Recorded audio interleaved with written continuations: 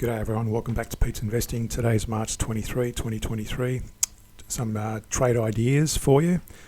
Here we've got Brambles on the Australian Stock Exchange, the ASX, with stock code BXB, so Brambles Limited.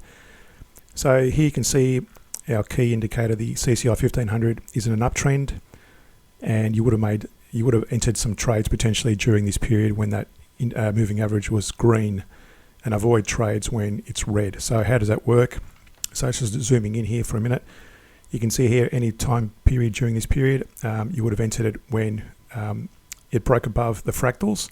So even at that point there, had you entered a trade, that entry there, the price would have gone against you and you would have gotten out. Now I use a typical percentage gain, and I look for about a 5% gain in profitability. So see that if you entered up there, the price dropped against you. Let me draw a little 5%. Geez, it's always the way. Let me do that again.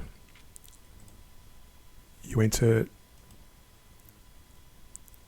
5%, and you can see there, you would have been out of the trade during that point, but it would have gained. You would have gone into profit from those bars there during that period.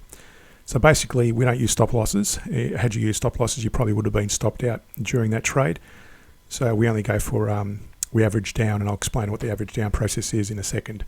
So basically, even in that point there, when you picked that little peak there, you would have been in profit during this trade again. We're not suggesting you buy Brambles today. Well, I'm just giving you this as a story, as a case study on how the average down process works. The other thing to consider as well is support and resistance lines. So this support area down here and this resistance line up here, at the moment, Brambles is hitting this support line and is a very high potential that it may bounce to the downside. So it's got to be careful we don't enter long and get caught out, because the markets are going not the best at the moment, although Brambles is looking good as we speak. So again, you could have entered any one of these where the price broke above the fractals, just eyeballing it. You would have been in profit when it broke above there, and potentially you'd be not in the money at the moment if you bought it. Went long there, because that wouldn't have been a 5% gain. So just be careful of that. How does the average down process work? Well, looking at this point here, for example, had you gone long, and again, we're trading shares here and going long, we're not shorting them. The other thing to consider is when you buy shares, you look at, again, one of my rules, you look at, does it pay a dividend? And here, for example, Brambles is paying a dividend, so it's not too bad. So the reason it pays, we were looking for a stock that pays dividend, looking for blue chip stock, because if you're not in a trade or the price goes against you, you're at least receiving a dividend every a couple of times a year potentially. So let's say we went long on that bar there when it broke above the fractals. It would have been a false break above the. You can zoom in there. Would have been a false break above the CCI moving average, and potentially you would have gone long there. So what does that look like? Well, the price went against us. Let's say we went long there. What we do is we aim for at least a 5% decline. That's a 5% decline. And you wait for the price to break above the fractals. But as well, we're looking for a green moving average on the CCI. So you would not have gone long there, because that CCI moving average is in decline, because the price could have kept falling. So what we do is we wait for the price to go into the CCI to actually break into the green or go into a positive move. And that's where you potentially would have entered more. Now, we didn't enter any more trades on that one because the price was higher than the 5% loss or the 5% decline from our initial purchase. So the next potential entry would have been at that point there, and that was within our 5% gain decline. So we didn't enter any more shares. So as you can see, the price would have gone a 5% gain. You would have probably got out around there somewhere.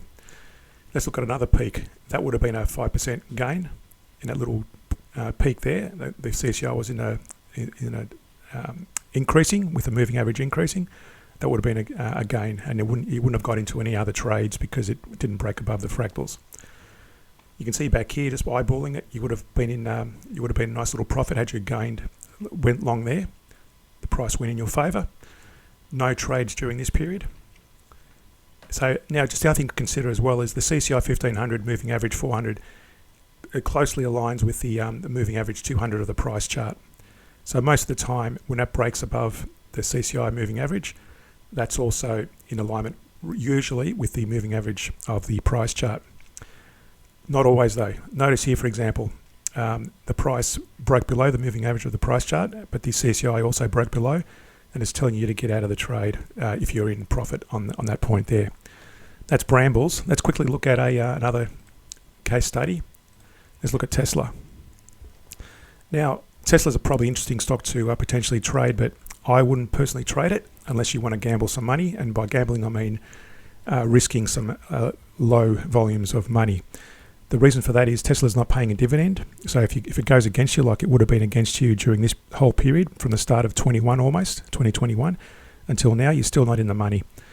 The other thing to consider as well is the CCI 1500 moving average. Notice here the CCI breaks above the moving average, and so does the price against the moving average 200 of the price chart. So roughly the same entry points in terms of trading along. But notice, and also this point would have been a little dip, you possibly would have exited the trade there. The price kept going in your favour. Another little potential exit of the trade because it dipped below the moving average. That would have been a potential exit, and then you possibly would have entered, just zooming in a bit, just make it a bit clearer to see.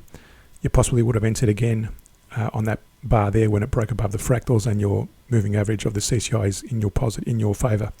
So you would have been in a trade there potentially, and you would have gotten out of the trade at the very least near the top there. Notice there, it broke below the CCI, but the price chart is well above its moving average. Okay, so let's mark that as a little highlight, say above at that point there. You would have possibly gotten out of the trade at that point there because the CCI broke.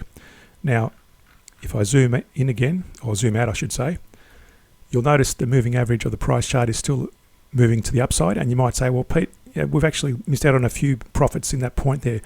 My comeback to that would be, don't be greedy. If the CCI is in your favour and giving you an exit sign, take the hint, get out of the trade, and let others potentially trade that if they're in the mind to trade it. So again, with Tesla at least, I wouldn't be going into the stock for two reasons. Number one, it's in decline on the moving average of the CCI, and secondly, it doesn't pay a dividend, so I don't want to be caught in a down market without any dividends. So just a couple of hints and tips on how to trade using the average down approach.